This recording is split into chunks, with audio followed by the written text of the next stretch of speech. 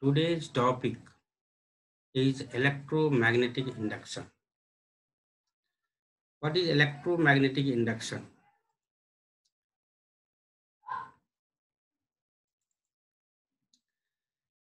This is the phenomena of inducing EMF or current in a closed circuit or loop due to change in magnetic flux linked with it.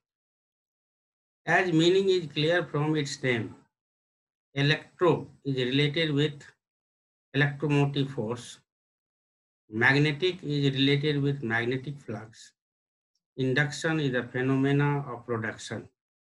So electromagnetic induction is the phenomenon of inducing EMF, electromotive force, due to change in magnetic flux. Change in magnetic flux with time is only the cause of induction. Hence, the factors of magnetic flux are the factors of electromagnetic induction. As we have seen that induction in the coil is due to change in magnetic flux.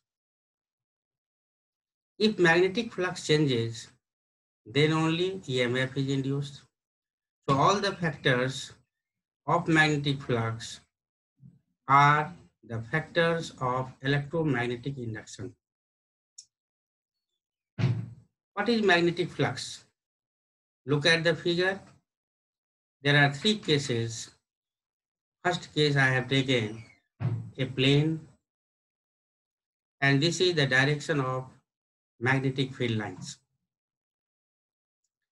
In this case, all the magnetic field lines pass through the surface normally. Plane is perpendicular to the magnetic field. Area of the plane is parallel to the magnetic field. One thing you should know, if this is a plane, this is the direction of area vector, and magnetic field lines are also moving in the same direction. So angle between the magnetic field and area vector is 0 degree. One thing here, this is confusing, that when it is given that the plane is perpendicular to the magnetic field, do not take theta as 90 degree, as theta is the angle between area vector and the magnetic field, not between the plane and the magnetic field. So in the first case, all the magnetic field lines are passing through the surface normally. In the second case, field lines are moving along the plane. B is parallel to the plane. B is magnetic field. Magnetic field is perpendicular to area vector. Magnetic flux is minimum. No field lines are passing through the surface normally. In this case, angle between area vector and magnetic field is 90 degree, and there is no magnetic field lines which are passing through the surface normally. So magnetic flux in this case is 0. In the first case, this is phi equals to BA. Now look at the third case. In this case, area vector of the plane makes some angle with magnetic field. Let this angle be theta. This A can be resolved into A cos theta and A sin theta.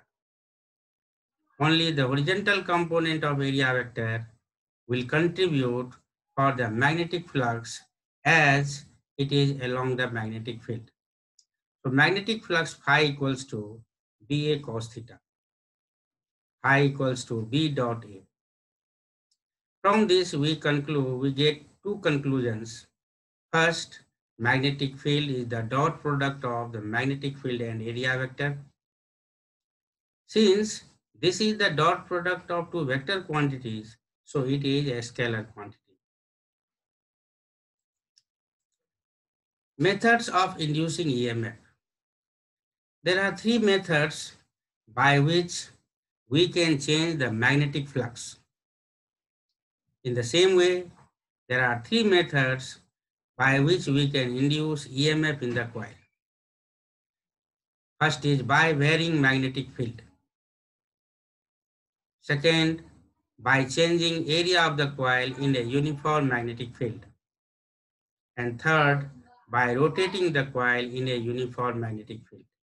When B changes, when A changes, and when angle between B and A, that is theta, changes. Look at these figures. There are some experiments which were performed by Faraday and Henry to induce EMF in the coil. Here there is a coil wound over a pipe, insulating pipe. And when a bar magnet is allowed to move towards or away from the pipe, galvanometer connected with this coil shows deflection. In the second case, there are two coils, P and Q, and they are wound over two different pipes. When one of the coil is connected with the source and resistance is changed, varying current flows through this coil, and galvanometer connected with another coil shows deflection. This phenomena is called mutual induction. Mutual induction is the induction of EMF in a coil due to change in current in the neighboring coil. Now, Faraday's law of electromagnetic induction. There are two laws. First law is whenever there is a change in magnetic flux, EMF or current is induced in the coil. It lasts as long as change continues. Second law is related with magnitude of induced EMF. And according to this law, magnitude of induced EMF is equal to rate of change in magnetic flux.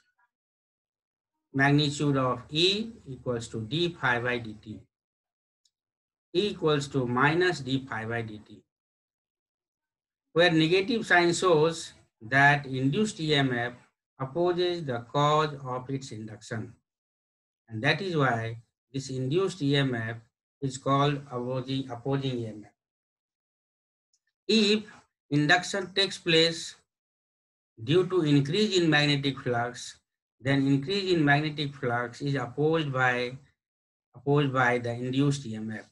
If induction takes place due to decrease in magnetic flux, then induced EMF opposes decrease in magnetic flux. That is why minus sign is used here. Now, E equals to minus d phi by dt. Since phi equals to BA cos theta, so this can be written as minus d BA cos theta by dt.